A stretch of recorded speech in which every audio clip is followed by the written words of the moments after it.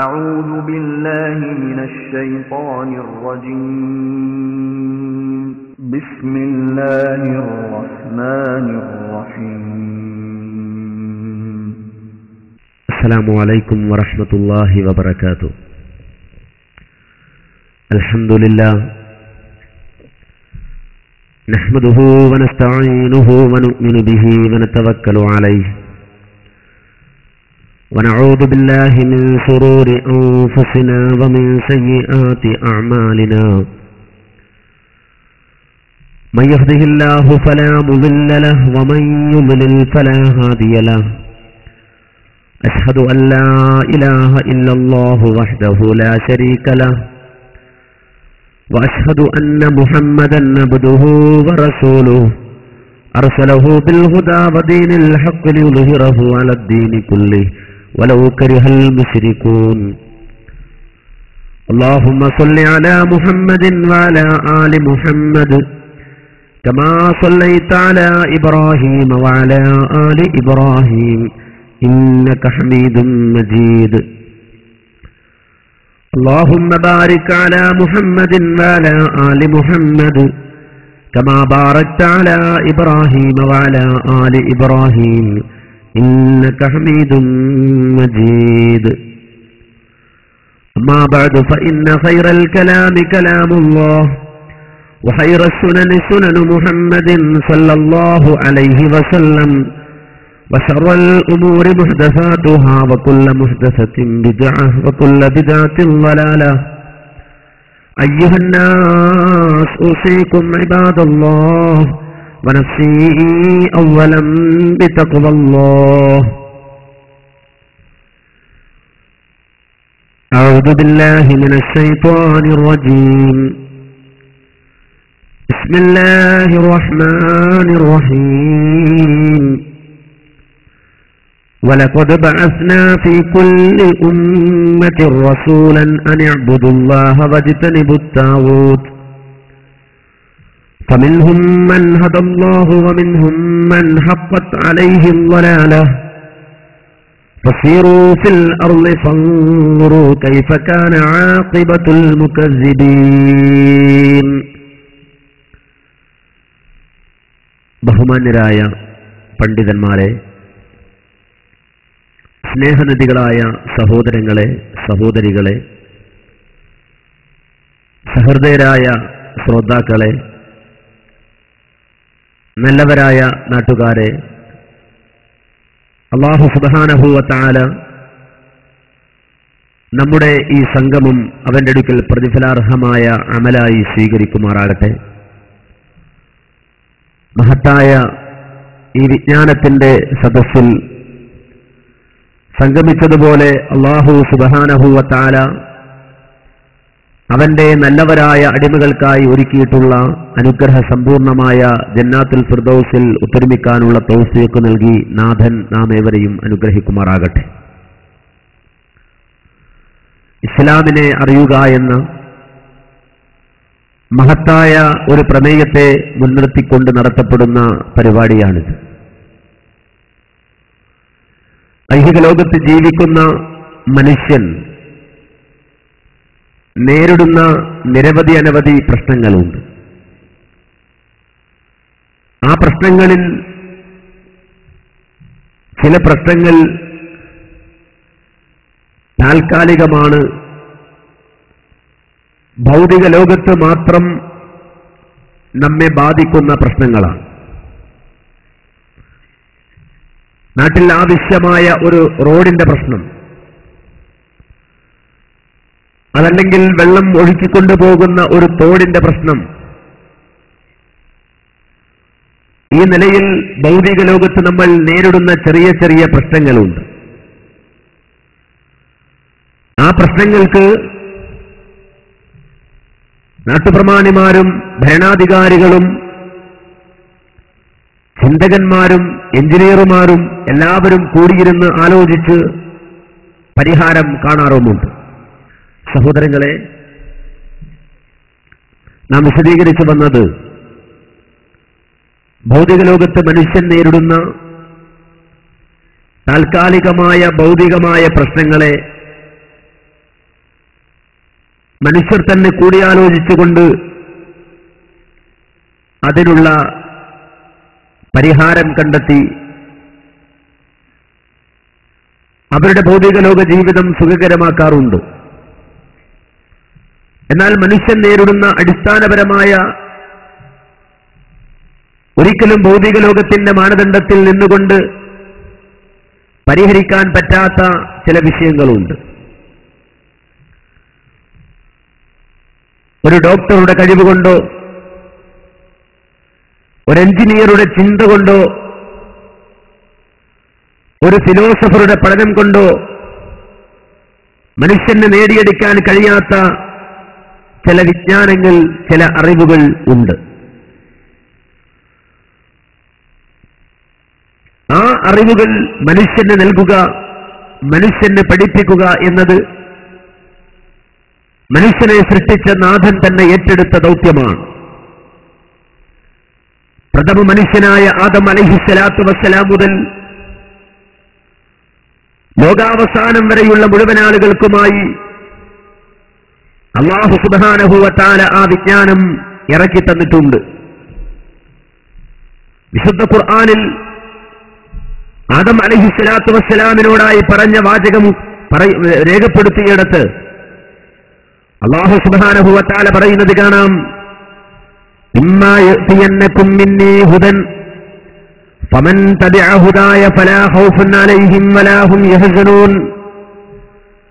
ഭൗതിക ലോകത്ത് നിങ്ങൾ ജീവിക്കുമ്പോൾ, ഭൂമിയിൽ നിങ്ങൾ വസിക്കുമ്പോൾ, ഇമ്മാ യഅതിയന്നകും മിന്നീ ഹുദാ, എന്നിൽ നിന്നുള്ള മാർഗദർശനം നിങ്ങൾക്ക് വന്നെത്തുന്നതായാൽ, ഫമൻ തബിഅ ഹുദായ, ആ മാർഗദർശനത്തെ ആരാണോ പിൻപറ്റുന്നത്, ആ മാർഗദർശനത്തെ ആരാണോ സ്വീകരിക്കുന്നത്, ഫലാ ഖൗഫുൻ അലൈഹിം വലാ ഹും യഹ്സനൂൻ, അവന് പിന്നെ ഭയപ്പെടേണ്ടതില്ല, അവനൊരിക്കലും ക്ലേശിക്കേണ്ടി വരികയുമില്ല.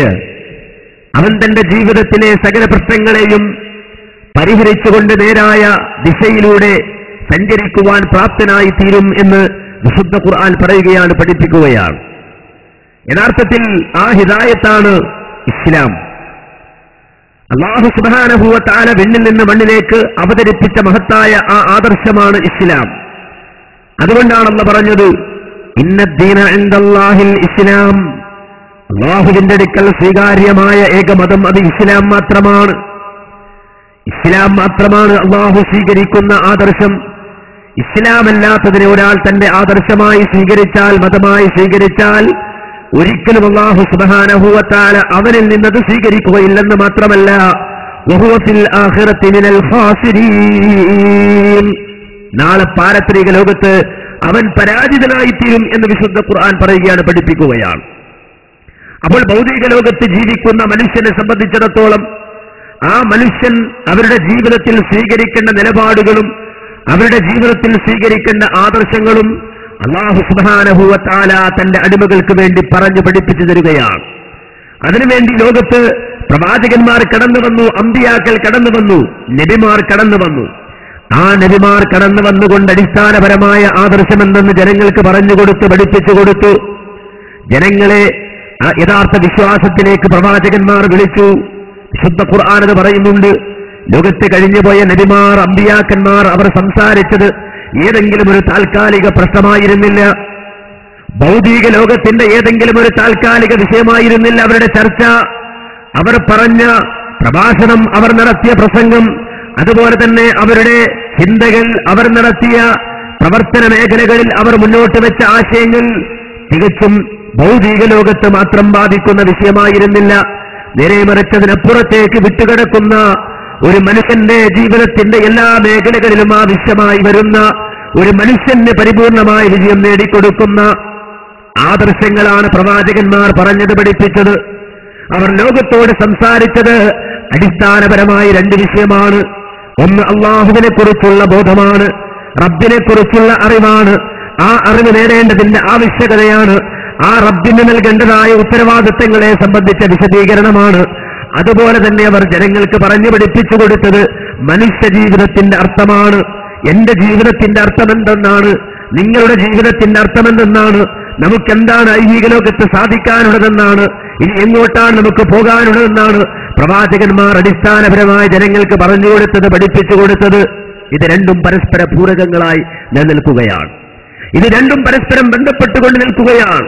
അതുകൊണ്ടാണ് അല്ലാഹു സുബ്ഹാനഹു വ തആല ലോകത്ത് കഴിഞ്ഞുപോയ പ്രവാചകന്മാരുടെ പ്രബോധന വിഷയം സൂചിപ്പിച്ചപ്പോൾ വളരെ വ്യക്തമായി ആവർത്തിച്ച് പറഞ്ഞത് മഹാനായ മുഹമ്മദ് മുസ്തഫ സല്ലല്ലാഹു അലൈഹി വസല്ലമയെ വിളിച്ചുകൊണ്ട് അല്ലാഹു പറഞ്ഞ വാചകം, വമാ അർസൽനാ മിൻ ഖബ്ലിക മിർ റസൂലിൻ ഇല്ലാ നൂഹി ഇലൈഹി അന്നഹു ലാ ഇലാഹ ഇല്ലാ അന ഫഅബ്ദൂൻ.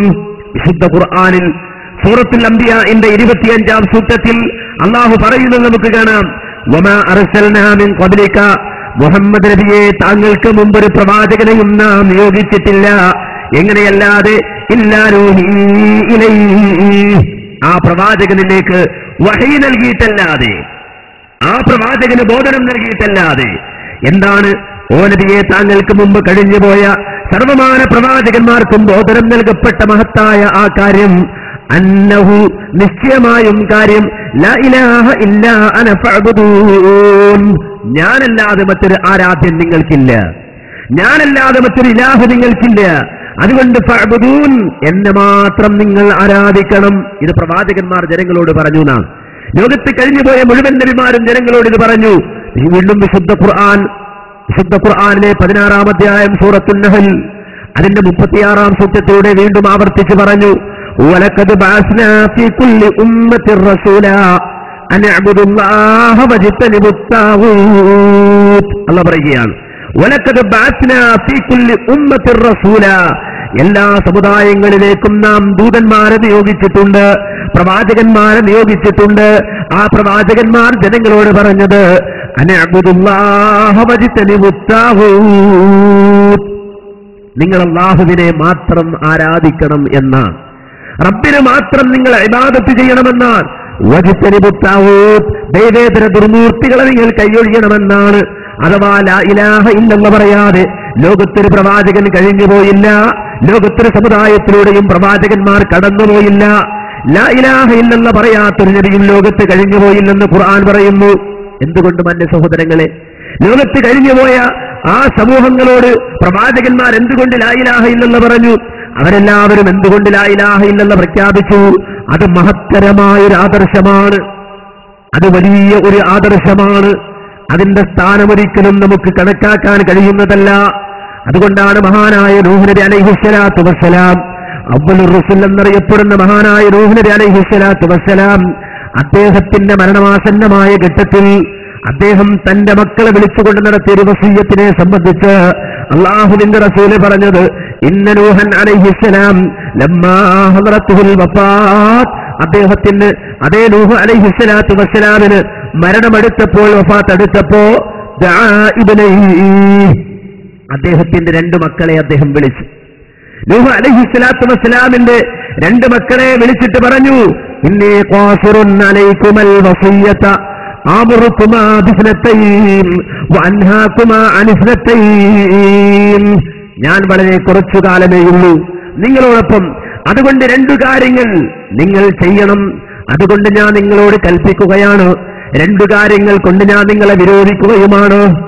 എന്നിട്ട് മഹാനായ നൂഹ് അലൈഹിസ്സലാം അവരോട് പറയുകയാണ്, അൻഹാകുമാ അനിശ്ശിർകി വൽ കിബ്ർ, 2 കാര്യങ്ങൾ ഞാൻ നിങ്ങളെ വിരോധിക്കുന്നു. ആ 2 കാര്യങ്ങളിൽ ഒന്ന് അശ്ശിർകു, അല്ലാഹുവിൽ മറ്റൊരാളെ കൂറുചേർക്കലാണ്. ആകാശഭൂമികളെ സൃഷ്ടിച്ച് പരിപാലിക്കുന്ന അജയ്യനായ അല്ലാഹുവിൽ മറ്റൊന്നിനെ കൂറുചേർക്കലാണ്, അല്ലാഹുവിൽ പങ്കുചേർക്കലാണ്. ഞാൻ നിങ്ങളെ വിരോധിക്കുന്ന 2ാമത്തെ കാര്യം അൽ കിബ്ർ, അഹങ്കാരമാണ്, സത്യത്തോടുള്ള വിമുഖതയാണ്. സത്യം പുച്ഛിച്ചു തള്ളുന്ന ആ കിബറുണ്ടല്ലോ, അഹങ്കാരം, അത് നിങ്ങൾക്ക് പാടില്ല. സത്യത്തോടുള്ള അവജ്ഞ പാടില്ല, അഹങ്കാരം പാടില്ല എന്ന് ഞാൻ നിങ്ങൾക്ക് വസിയ്യത്ത് ചെയ്യുകയാണ്. എന്നിട്ട് മഹാനായ നൂഹ് അലൈഹിസ്സലാത്തു വസ്സലാം അവരോട് പറഞ്ഞു, ഞാൻ നിങ്ങളോട് കൽപ്പിക്കുന്ന 2 കാര്യങ്ങളിൽ ഒന്ന് ബിലാ ഇലാഹ ഇല്ലല്ലാഹ്, ലാ ഇലാഹ ഇല്ലല്ലയാണ് മക്കളെ.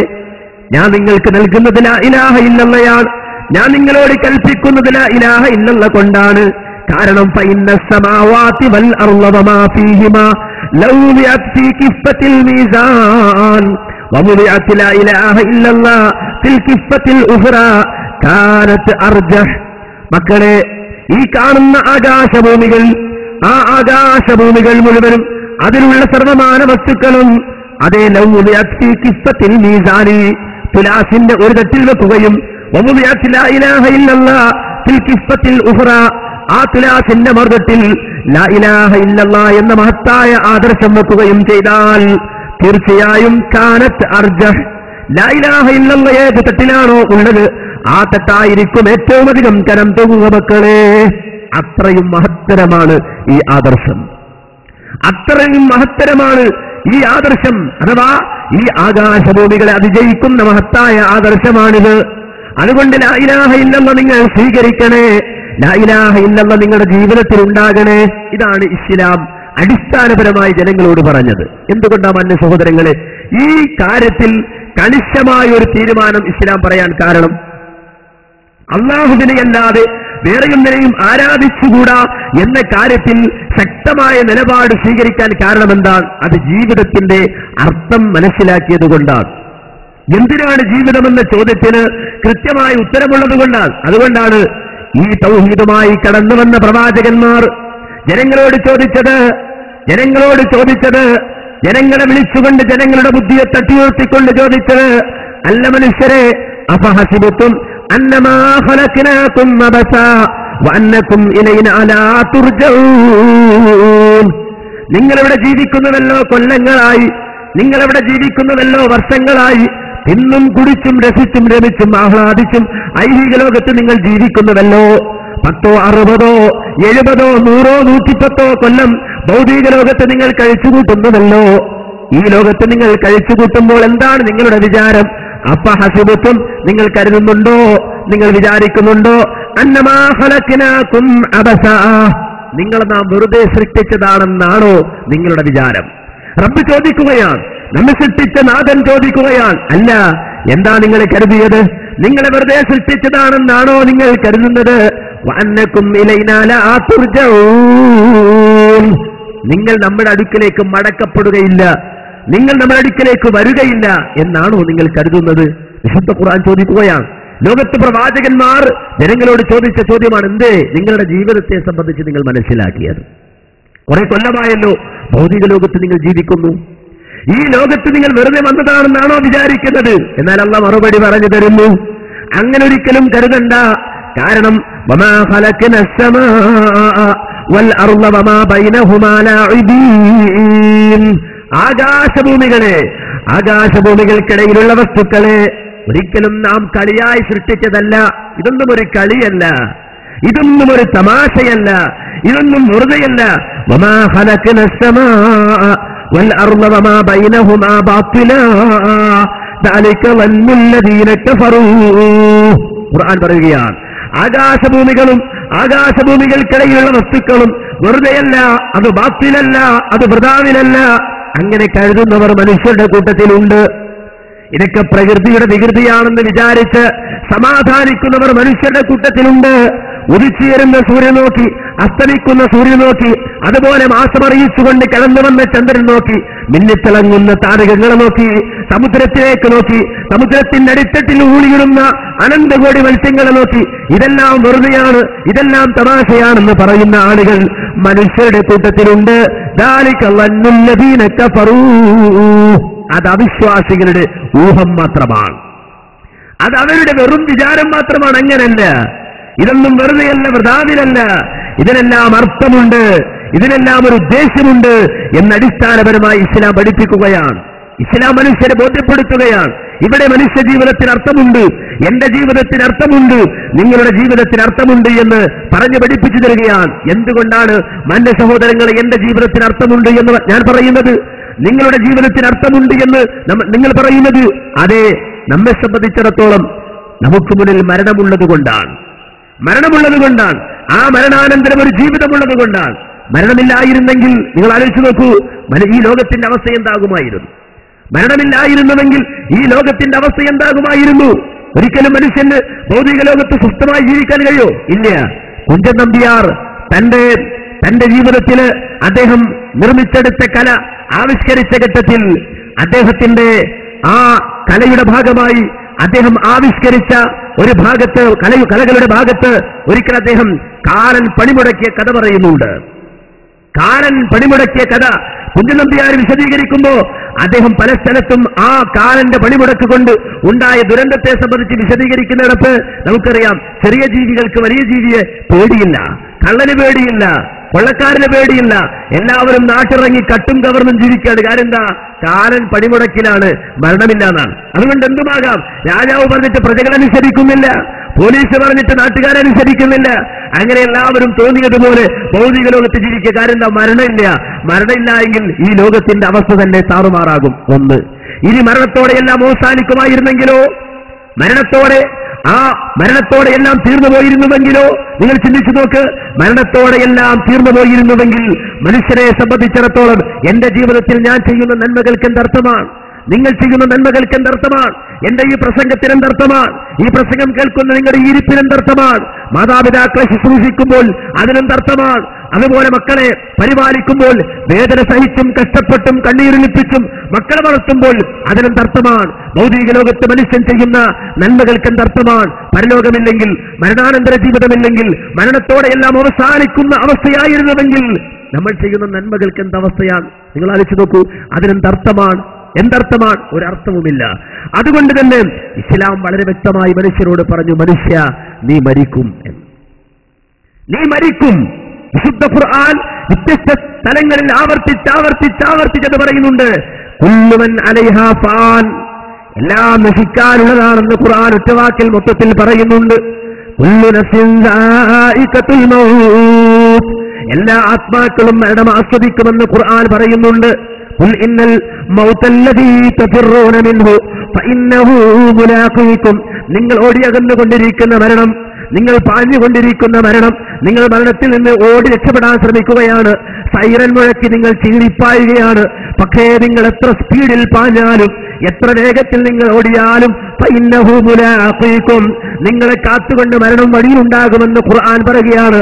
ഐനമാ തകൂനു യുദ്രികുകുമുൽ മൗത്ത് വലൗ കുൻതു ഫീ ബുറൂജിൻ മുസയ്യദാ, കെട്ടിയടക്കപ്പെട്ടൊരു കോട്ടക്കുള്ളിൽ കയറി നീ ഒളിച്ചിരുന്നാലും മരണം നിന്നെ തേടിയെത്തുമെന്ന് ഖുർആൻ പറയുകയാണ്.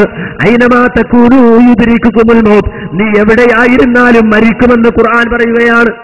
ഇത് എനിക്കറിയാത്ത കാര്യമല്ല, നിങ്ങൾക്കറിയാത്ത കാര്യമല്ല, നമുക്കെല്ലാവർക്കും അറിയുന്ന കാര്യമാണ് മരിക്കുമെന്ന്. പിന്നെന്താ ഖുർആൻ അത് പറയാൻ കാരണം, ഓർമ്മിപ്പിക്കാൻ കാരണം? മരിക്കുമെന്നത് എനിക്കും അറിയാം, നിങ്ങൾക്കും അറിയാം. പക്ഷേ നമ്മുടെ ജീവിതവും നമ്മുടെ പെരുമാറ്റവും നമ്മുടെ ശൈലിയും ഒക്കെ കണ്ടാൽ നമ്മളൊന്നും മരിക്കൂലെന്ന ഭാവമാണ്. ആ ബോധം നമ്മുടെ മനസ്സിലില്ല, ആ ചിന്ത നമ്മുടെ മനസ്സിലില്ല. അതുകൊണ്ട് തന്നെ വിശുദ്ധ ഖുർആൻ മനുഷ്യനെ വിളിച്ചോർമ്മിപ്പിക്കുകയാണ്, മനുഷ്യ, ഐഹിക ലോകത്ത് എത്ര നീ അഹങ്കരിച്ചാലും, എത്ര നീ നടിച്ചാലും, എത്ര വലിയ ആഠ്യത്വം കാണിച്ചാലും, എത്ര വലിയ തറവാടിയായാലും, എങ്ങനെ നീ ജീവിച്ചാലും, നീ ഐഹിക ലോകത്ത് പ്രതാപിയായാലും, ഐഹിക ലോകത്ത് നീ പട്ടിണിപ്പാവമായാലും, നീ ജീവിതത്തിന്റെ ഏതേത് കോണിലേക്ക് കടന്നുപോയാലും, കല്ല ഇദാ ബലഗത് തറാഖിയ വഖീല മൻ റാഖ് വظن أنه الفراق والتفت الساق بالساق إلى ربك يومئذ المساق. കല്ലാ മനുഷ്യ, വേണ്ട, നിന്റെ അഹങ്കാരം വേണ്ട, പൊങ്ങച്ചം വേണ്ട, നാട്യം വേണ്ട. ഇദാ ബലഗത് തറാഖിയ, ആത്മാവ് നിന്റെ റൂഹ് തൊണ്ടക്കുഴിയിലെത്തിയാൽ, വഖീല പറയപ്പെടുന്നു. അവിടെ എന്താ പറയുന്നത്? അതേ വെപ്രാളം കണ്ടിട്ട്, മരിക്കാൻ പോകുന്ന മനുഷ്യന്റെ പെടച്ചിൽ കണ്ടിട്ട്, അവന്റെ ബേജാറ് കണ്ടിട്ട്, അവന്റെ വേവലാതി കണ്ടിട്ട്, അത് കണ്ടു നിൽക്കുന്നവർ ചോദിച്ചു പോകുന്നു, മൻ റാഖ്, ആരാണെന്ന് മന്ത്രിക്കാനുള്ളത്? ആ മനുഷ്യന്റെ ബേജാറ് കണ്ടോ, വേവലാതി കണ്ടോ, ആരാണെന്ന് മന്ത്രിക്കാനുള്ളത് എന്ന് അവിടെ ചോദിക്കപ്പെടുകയാണ്, പറയപ്പെടുകയാണ്. പക്ഷേ വലന്ന അന്നഹുൽ ഫിറാഖ്, അതിനാധുനികമായ ഹോസ്പിറ്റലിൽ അതിവിദഗ്ധന്മാരായ ഡോക്ടർമാർ നോക്കി നിൽക്കെ ആ മരണത്തോട് മല്ലടിച്ചുകൊണ്ടിരിക്കുന്ന മനുഷ്യൻ വളന്ന, അവൻ ഉറപ്പിച്ചു കഴിഞ്ഞു, അന്നഹുൽ ഫിറാഖ്, ഈ കിടക്ക വിട്ടുകൊണ്ട് ഞാൻ എന്റെ വീട്ടിലേക്ക് ഇനി തിരിച്ചു പോവുകയില്ലെന്ന്, ഞാൻ എന്റെ മക്കളുടെ സമീപത്തേക്ക് ജീവനോടെ തിരിച്ചു പോവുകയില്ലെന്ന്, ഞാൻ എന്റെ ഇണയെ ജീവനോടെ കാണുകയില്ല എന്ന് ആ ബെഡിൽ കിടന്നുകൊണ്ട് മനുഷ്യൻ അവൻ ഉറപ്പിക്കുകയാണ്. അവൻ ഉറപ്പിച്ചു കഴിഞ്ഞു. വേർപാട് അവൻ ഉറപ്പിച്ചു കഴിഞ്ഞിട്ട് ഒരു മനുഷ്യായുസിൽ അവസാന പ്രകടനമായി കണങ്കാലുകൾ ചേർത്ത് വെച്ചുകൊണ്ട് കോച്ചി വലിച്ചാൽ മരണമതോടെ സംഭവിക്കുകയാണ്. മരണം അവിടെ നടക്കുകയാണ്. അതിന് സമയമില്ല, കാലമില്ല. അതേ ആളുകൾ നോക്കി നിൽക്കുമ്പോൾ മരിച്ചവരുണ്ട്. പത്രസമ്മേളനം നടത്തിക്കൊണ്ടിരിക്കുമ്പോൾ വാപിളർത്തി പുറകോട്ട് വീണുപോയ സാഹിത്യകാരന്മാരുണ്ട്. അധികാരത്തിന്റെ കസേരയിൽ, അധികാര കസേരയിൽ ചെങ്കോൽ വഹിച്ചുകൊണ്ടിരിക്കുമ്പോൾ ഈ ലോകത്ത് നിന്ന് യാത്രയായി പോയ ആളുകൾ ലോകത്ത് കഴിഞ്ഞു പോയിട്ടുണ്ട്.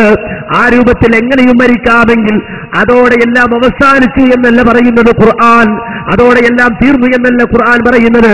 നേരെ മറിച്ച് ഇനി നിനക്ക് മടങ്ങാനുള്ളത് നിന്റെ വീട്ടിലേക്കല്ല, നിന്റെ ഭാര്യയുടെ അടുക്കലേക്കല്ല, നിന്റെ മക്കളുടെ അടുക്കലേക്കല്ല, നിന്റെ ഭരണാധികാരിയുടെ മുന്നിലേക്കല്ല.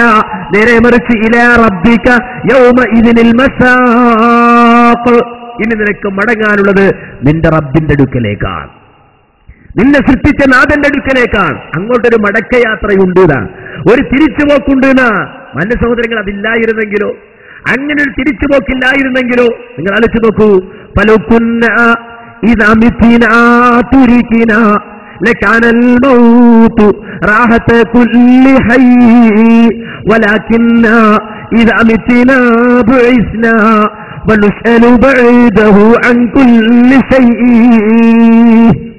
ഫലകുന്ന ഇദാ മിത്നാ തുരികിനാ, നാം മരിച്ചതോടുകൂടി, മരിച്ചു മൺമറഞ്ഞതോടുകൂടി നാം അങ്ങ് ഉപേക്ഷിക്കപ്പെട്ടിരുന്നുവെങ്കിൽ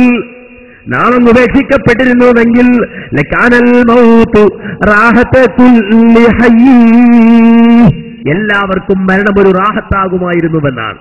മരിച്ചു മണ്ണോട് മണ്ണ് ചേർന്നു പോവുകയായിരുന്നെങ്കിൽ മരണം പോലെ റാഹത്താകുന്നുണ്ടോ? ഇല്ല. കാരണം ഈ ജീവിതം അടിച്ചു പൊളിച്ച് ആസ്വദിച്ച് അവസാനം കടം കയറി പ്രയാസപ്പെടുമ്പോ ഒരു ചാൻ കയറിലോ ഒരു കുപ്പി വിഷത്തിലോ ജീവനൊടുക്കിയിട്ട് സ്വസ്ഥമായി മരിച്ചു പോകാമായിരുന്നു. അങ്ങനെയല്ലല്ലോ. നേരെ മറിച്ച് വലാകിന്ന ഇദാ മിത്നാ ബുഇസ്നാ വനുസ്അലു ബഅദഹു അൻ കുല്ലി ശൈഇ. മരിച്ചു കഴിഞ്ഞാൽ, ഒരു മനുഷ്യൻ ഈ ലോകത്തുനിന്ന് യാത്രയായി കഴിഞ്ഞാൽ രണ്ടാമത് ഉയർത്തെഴുന്നേൽപ്പിക്കപ്പെടുമല്ലോ. അതാ പ്രശ്നം. രണ്ടാമത് ഖബറിൽ നിന്ന് എഴുന്നേറ്റ് വരേണ്ടി വരുമല്ലോ. ആ ഖബറിൽ നിന്ന് എഴുത്തുകൊണ്ട് മനുഷ്യൻ ബേജാറാകുന്ന നിമിഷമുണ്ടല്ലോ. ആ അവസ്ഥ മനുഷ്യനുണ്ടാകുമല്ലോ. ഖബറിൽ നിന്ന് എഴുന്നേറ്റ് വന്നിട്ട് അവൻ ചോദിക്കുന്ന അവസ്ഥയുണ്ടാകുമല്ലോ. യാ വൈലനാ മൻ ബഅസനാ മിൻ മർഖദിനാ ഹദാ മാ വഅദർ റഹ്മാനു വസദഖൽ മുർസലൂൻ. യാ വൈലനാ, ഞങ്ങളുടെ നാശമേ, മൻ ബഅസനാ മിൻ മർഖദിനാ, ഞങ്ങൾ ഉറങ്ങുകയായിരുന്നല്ലോ, ഞങ്ങളെ ഉറക്കിൽ നിന്ന് ആരാണ് വിളിച്ചുണർത്തിയത് എന്ന് ഖബറിൽ നിന്ന് എഴുന്നേറ്റ് വന്ന മനുഷ്യൻ തന്റെ തലയിലെ മണ്ണ് തട്ടിക്കൊണ്ട് ചോദിക്കുമെന്ന് വിശുദ്ധ ഖുർആൻ പറയുമ്പോ അതേ ഖുർആൻ വിശദീകരിക്കുകയാണ്.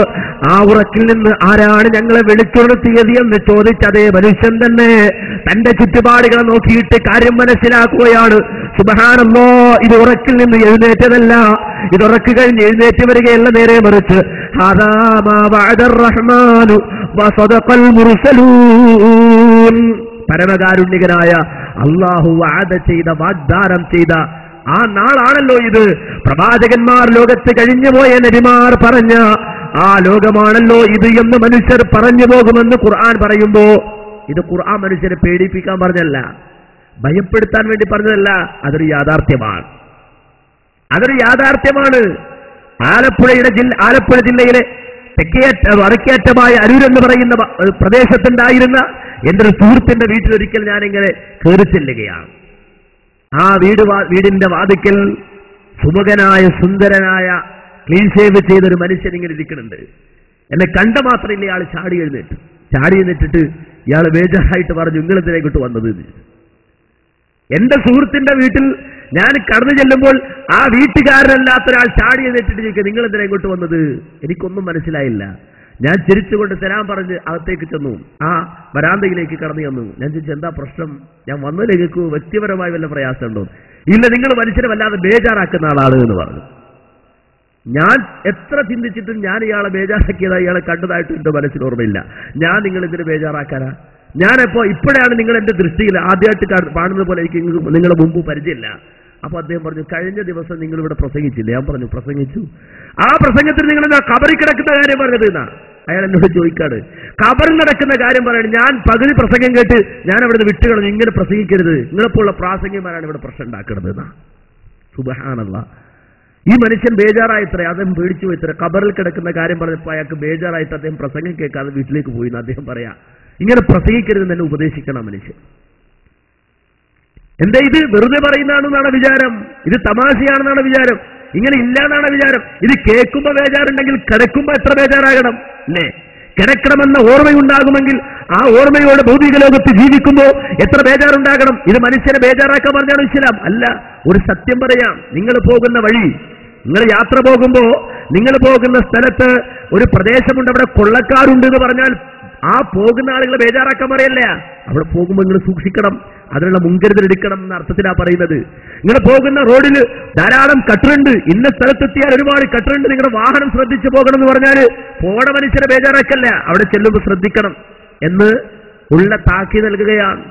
ഇതുപോലെ ഇസ്ലാം താക്കി നൽകി അതിനെ നിഷേധിക്കാൻ കഴിയോ? ബുദ്ധിയുടെ മൂശയിലിട്ടുകൊണ്ട് അതില്ലെന്ന് പറയാൻ കഴിയുമോ? ഇല്ല. അലൽ മുനജ്ജിമു വത്തദീബു കിലാഹുമാ ലയുഹ്ശറൽ അംവാതു ഖുൽതു ഇലൈകുമാ ഇൻ സഹ ഖൗലുകുമാ ഫലസ്തു ബിഖാസിരിൻ ഔ സഹ ഖൗലി ഫൽ ഖസ്അറു അലൈകുമാ. പാടത്ത് പണിയെടുത്തുകൊണ്ടിരിക്കുന്ന ഒരു മനുഷ്യൻ, കർഷകനായൊരു മനുഷ്യൻ, അയാളുടെ സമീപത്തേക്ക് അദ്ദേഹത്തിന് രണ്ട് ചങ്ങാതിമാർ വരികയാണ്. കൂട്ടുകാര് ചെറിയ ആളുകളല്ല, ഗുണശാസ്ത്രം പഠിച്ച ആളുകളാണ്, ശാസ്ത്രകാരന്മാരാണ്, വിശ്വഭരനാണ്, വിവരമുള്ളവരാണ്. അങ്ങനെ വിവരമുള്ള ഭൗതികമായ വിജ്ഞാനം നേടിയ വലിയ ബുദ്ധികളെന്ന് പറയുന്ന ബുദ്ധിജീവികളെന്ന് പറയുന്ന രണ്ടാളുകൾ കടന്നു വരുന്നു. ഈ മനുഷ്യരാകട്ടെ, ഈ കർഷകനാകട്ടെ പടച്ചവനെ പേടിച്ച് ജീവിക്കുന്നവനാണ്, തഖ്വയോടെ ജീവിക്കുന്നവനാണ്, റബ്ബിനെ പേടിച്ച് ജീവിക്കുന്നവനാണ്, കൃത്യമായി നമസ്കരിക്കുന്നവനാണ്, ഹലാല് ഹറാമുകളെ പരിഗണിക്കുന്നവനാണ്. ആ മനുഷ്യനടുക്കിലേക്ക് ഈ ബുദ്ധിജീവികൾ വന്നിട്ട് പറയുന്നു, മനുഷ്യ, നീ എന്തിനാണ് സുഖങ്ങൾ മാറ്റിവെക്കുന്നത്? എന്തിനാണ് നീ സുഖസൗകര്യങ്ങൾ മാറ്റിവെക്കുന്നത്? പരലോകത്തെ പേടിച്ചിട്ടാണോ? അതൊന്നും വേണ്ട. ലയുഹ്ശറൽ അംവാത്, അതൊക്കെ വെറുതെ പറയുന്നതാണ്. മരിച്ചാ പിന്നെ പുനരുദ്ധാനമില്ല, പിന്നെ ആരും എഴുന്നേറ്റ് വരികയൊന്നുമില്ല. അതൊക്കെ വെറുതെ പറയുന്നതാണ്, വെറുതെ നീ ബേജാറാകാൻ നിൽക്കണ്ട എന്ന് ആ കർഷകനോട്, ആ കൃഷിക്കാരനോട് ഇവർ ഉപദേശിച്ചു കൊടുക്കുകയാണ്. ആ സന്ദർഭത്തിൽ ആ കൃഷിക്കാരൻ തന്റെ കയ്യിലുണ്ടായിരുന്ന പണിയായുധം നിലത്ത് വെച്ചിട്ട് ചിരിച്ചുകൊണ്ട് ഇവരോട് ചോദിച്ചു, അല്ലടോ, ഇൻ സഹ ഖൗലുകുമാ ഫലസ്തു ബിഖാസിരിൻ ഔ സഹ ഖൗലി ഫൽ ഖസ്അറു അലൈകുമാ. നിങ്ങൾ രണ്ടുപേരും പറയുന്നത് ശരിയാണെന്ന് സങ്കല്പിച്ചോളൂ, മരിച്ചതിനു ശേഷം ഒരു ജീവിതമൊന്നുമില്ല എന്നത് ശരിയാണെന്ന് സങ്കല്പിച്ചോളൂ. അങ്ങനെ ഒന്നില്ല എങ്കിൽ എനിക്കൊരു നഷ്ടവും സംഭവിക്കാനില്ല. കാരണം ഞാനിവിടെ നല്ലവനായി ജീവിച്ചത് കൊണ്ട്, ഞാൻ എന്റെ റബ്ബിന് വഴിപ്പെട്ടത് കൊണ്ട്, ഞാൻ എന്റെ മാതാപിതാക്കളെ ശുശ്രൂഷിച്ചത് കൊണ്ട്, ഞാൻ എന്റെ മക്കളോട് നല്ല നിലയിൽ പെരുമാറിയത് കൊണ്ട്, ഞാൻ എന്റെ അയൽവാസികളെ പരിഗണിച്ചത് കൊണ്ട്, ഞാൻ അഗതികൾക്ക് അത്താണിയായി വർത്തിച്ചത് കൊണ്ട്, ഞാൻ അനാഥകൾക്ക് സംരക്ഷണം നൽകിയത് കൊണ്ട്, ഫലസ്തു ബിഖാസിരിൻ, എനിക്കൊരു നഷ്ടവും വരാനില്ലല്ലോ. ഇനി നേരെ തിരിച്ച് ഔ സഹ ഖൗലി ഫൽ ഖസ്അറു അലൈകുമാ, ഞാൻ പറഞ്ഞത് ശരിയായാലോ, ഞാൻ പറയുന്നത് പരലോകമുണ്ടെന്നാണ്, വിചാരണയുണ്ടെന്നാണ്, ഖബറിൽ രക്ഷാശിക്ഷയുണ്ടെന്നാണ്, സ്വർഗമുണ്ടെന്നാണ്, നരകമുണ്ടെന്നാണ്. അതുകൊണ്ട് ഔ സഹ ഖൗലി, ഞാൻ പറയുന്നത് ശരിയായാലോ ഫൽ ഖസ്അറു അലൈകുമാ, ഈ ബുദ്ധിജീവികളെന്ന് പറഞ്ഞ് നടക്കുന്ന നിങ്ങളുടെ കാര്യം പരിങ്ങലിലല്ലയോ, പരാജയത്തിലല്ലയോ എന്ന് അയാൾ തിരിച്ചു ചോദിച്ചു എന്നാണ്. അപ്പൊ ബുദ്ധിയുടെ ഏത് മൂശയിലിട്ട് എങ്ങനെ ചിന്തിച്ചാലും പരലോകമുണ്ട്, അതൊരു യാഥാർത്ഥ്യമാണ്. അത് നിഷേധിക്കാൻ ഒരാൾക്കും കഴിയില്ല. അങ്ങനെ ഒരു ലോകമുള്ളത് കൊണ്ടാണ് മാന്യ സഹോദരങ്ങളെ ഈ വാദം പ്രസക്തായത്. അങ്ങനെ ഒരു ലോകമുള്ളത് കൊണ്ടാണ് മാന്യ സഹോദരങ്ങളെ ഈ വിഷയം പ്രസക്തായത്. കാരണം അവിടെ എനിക്ക് വിജയിക്കണം, അവിടെ നിങ്ങൾക്ക് വിജയിക്കണം.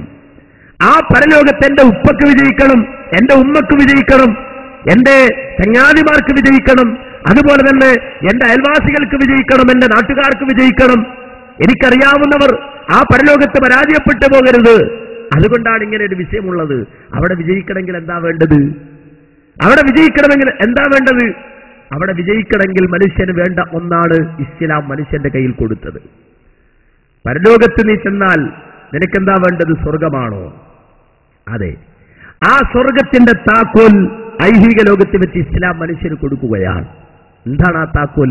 ലാ ഇലാഹ ഇല്ലല്ലാഹ്. ആ താക്കോലില്ലാതെ ഒരു മനുഷ്യന്റെ പരലോകത്ത് സ്വർഗത്തിൽ കടക്കാൻ കഴിയില്ല. ആ താക്കോല് കയ്യിലില്ലാത്തൊരു മനുഷ്യന് ഒരിക്കലും പരലോകത്ത് സ്വർഗത്തിൽ കടക്കാൻ കഴിയില്ല.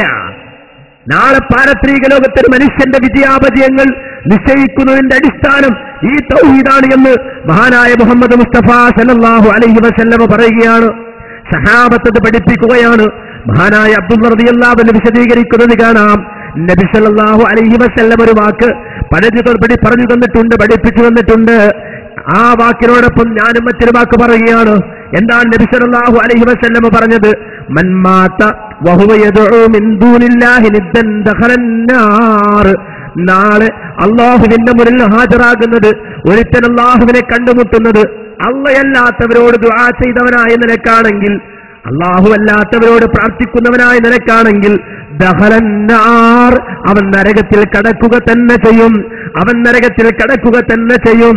വഖുൽതു, മഹാനായ അബ്ദുള്ള റളിയല്ലാഹു അൻഹു പറയാണ്, ഞാൻ പറയുന്നു, അതേ മൻമാത വഹുവ ലാ യദ്ഉ ലില്ലാഹി നിദ്ദൻ ദഖലൽ ജന്ന. അല്ലാഹുവിനോട് മാത്രം ദുആ ചെയ്തുകൊണ്ട്, റബ്ബിനോട് മാത്രം പ്രാർത്ഥിച്ചുകൊണ്ട് ഒരാൾ ഭൗതിക ലോകത്ത് ജീവിക്കുകയും അങ്ങനെ തന്നെ മരിക്കുകയും ചെയ്താൽ ദഖലൽ ജന്ന, അവൻ സ്വർഗത്തിൽ കടന്നു. അപ്പൊ സ്വർഗത്തിൽ കടക്കുന്നത് എങ്ങനെ? അല്ലാഹുവോട് മാത്രം പ്രാർത്ഥിച്ച് ഭൗതിക ലോകത്ത് ജീവിക്കുമ്പോഴാണ്. അതുപോലെ തന്നെ നമ്മൾ മനസ്സിലാക്കേണ്ടതുണ്ട്, അല്ലാഹുവല്ലാത്തവരോട് പ്രാർത്ഥിച്ചുകൊണ്ടാണ് ഐഹിക ലോകത്ത് നാം ജീവിക്കുന്നതെങ്കിൽ നരകമാണ് പരലോകത്ത് നമുക്കുള്ളത്. നമ്മുടെ ജീവിതം നഷ്ടത്തിലായി എന്നർത്ഥം. അതുകൊണ്ട് തന്നെ മനുഷ്യന്റെ ആജന്മ ശത്രു ശൈത്താൻ, ലഅനത്താക്കപ്പെട്ട ഇബ്ലീസ് മനുഷ്യനെ തെറ്റിക്കുന്നത് ഏത് രംഗത്താ? അടിസ്ഥാനപരമായി മനുഷ്യനെ തെറ്റിക്കുന്നത് ഈ രംഗത്താണ്. ഇവിടെ തെറ്റിച്ചാൽ പിന്നെ തെറ്റിയത് തന്നെയാണ്. കാരണം ഇനി പിന്നെ ആ ട്രെയിൻ മുന്നോട്ട് പോകൂല. ആ പാളം തെന്നിക്കഴിഞ്ഞു, അത് നഷ്ടപ്പെട്ടു കഴിഞ്ഞു. അതുകൊണ്ട് തന്നെ മഹാനായ മുഹമ്മദ് മുസ്തഫ സല്ലല്ലാഹു അലൈഹി വസല്ലം പറഞ്ഞ ഒരു സംഭവം, നബി നടത്തിയ ഒരു ഖുതുബ. ആ ഖുതുബയെ സംബന്ധിച്ച് ഇയാദ് ബിൻ ഹിമാർ അൽ മുജാശഇ എന്ന സഹാബി പറയുന്നത് കാണാം. ഒരു ദിവസം അല്ലാഹുവിന്റെ റസൂൽ എഴുന്നേറ്റ് നിന്നുകൊണ്ട് ഖുതുബ പറയുകയാണ്. എന്താ നബിയുടെ പ്രസംഗം എന്നറിയുമോ? അലാ ഇന്ന റബ്ബി അമറനി അൻ ഉഅല്ലിമകും മാ ജഹിൽതും മിമ്മാ അല്ലമനി യൗമി ഹാദാ. നിങ്ങൾക്കറിയാത്തൊരു കാര്യം ഇന്നേ ദിവസം അല്ലാഹു എനിക്ക് പഠിപ്പിച്ചു തന്നത് നിങ്ങൾക്ക് പഠിപ്പിച്ചു തരാനുള്ള എന്നോട് കൽപ്പിക്കുകയാണ്. എന്താണെന്ന് എന്നോട് പറഞ്ഞത്? എന്താണെന്ന് പറഞ്ഞത്? കുല്ലുമാലിൻ ഹൽതുഹു അബദൻ ഹലാൽ. എന്റെ അടിമക്ക് വേണ്ടി ഞാൻ നൽകിയ ആ സമ്പത്ത് അത് മുഴുവനും ഹലാലാണ്, അത് മുഴുവനും അനുവദനീയമാണ്. വഇന്നീ ഖലഖതു ഇബാദി ഹുനഫാഅ കുല്ലഹും. തീർച്ചയായും എന്റെ അടിമകളെ ഞാൻ സൃഷ്ടിച്ചത് നിർജുമാനസനായ നിലയിലാണ്. ഒരു മനുഷ്യൻ ഈ ലോകത്തേക്ക് പിറന്നു വീണത് കപടനായിക്കൊണ്ടല്ല. ഈ ലോകത്തേക്ക് ഒരു മനുഷ്യൻ പിറന്നു വീണത് മുനാഫിക്കായിക്കൊണ്ടല്ല. ഈ ലോകത്തേക്ക് ഒരു മനുഷ്യൻ പിറന്നു വീണത് കള്ളനായിക്കൊണ്ടല്ല. ഈ ലോകത്തേക്ക് ഒരുത്തൻ പിറന്നു വീണത് മോശപ്പെട്ടവനായിക്കൊണ്ടല്ല. നേരെ മറിച്ച് ഏതൊരു കുഞ്ഞിന് ഈ ലോകത്ത് പിറന്നു വീണത് ഹുനഫാ, ഋജുമാനസനായ നിലയിലാണ്. ഒരു കുഞ്ഞ് ചിരിച്ചാൽ ആ ചിരിയിൽ കളങ്കമില്ല. മാന്യ സഹോദരങ്ങളെ, അത് അമേരിക്കയിലെ കുട്ടി ചിരിച്ചാലും കേരളത്തിലെ കുട്ടി ചിരിച്ചാലും ഒരുപോലെ ആ കുട്ടിയുടെ മുഖത്ത് നിഷ്കളങ്കത കാണാൻ കഴിയും. അല്ലാഹു പറയുകയാണ്, അതേ ഞാൻ എന്റെ അടിമകളെ സൃഷ്ടിച്ചത് ഋജുമാനസനായ നിലയിലാണ്, കളങ്കമില്ലാത്തവരായിക്കൊണ്ടാണ്. അവരെ മുഴുവനും ഞാൻ എങ്ങനെയാണ് സൃഷ്ടിച്ചത്? പക്ഷേ വഇന്നഹും അത്തതുഹും ശയാത്തീൻ, അവരുടെ അടുക്കലേക്ക് പിശാച് വന്നു, ശൈത്താൻ വന്നു. എന്നിട്ടോ ഫജ്താലത്തുഹും അൻ ദീനിഹിം, അവരെ യഥാർത്ഥമായ ആ മാർഗത്തിൽ നിന്ന് തെറ്റിച്ചു കളഞ്ഞു. സത്യപന്ഥാവിൽ നിന്നവരെ തെറ്റിച്ചു കളഞ്ഞു. വഹറമത് അലൈഹിം മാ അഹ്ലൽതു ലഹും, ഞാൻ അവർക്ക് അനുവദിച്ചു കൊടുത്തതിനെ പിശാച് അവർക്ക് ഹറാമാക്കി. അതുപോലെ തന്നെ വഅമറതുഹും അയ്യുശ്രികൂ ബിമാ ലം ഉൻസിൽ ബിഹി സുൽത്താനാ, ഞാനൊരു തെളിവും അവതരിപ്പിച്ചിട്ടില്ല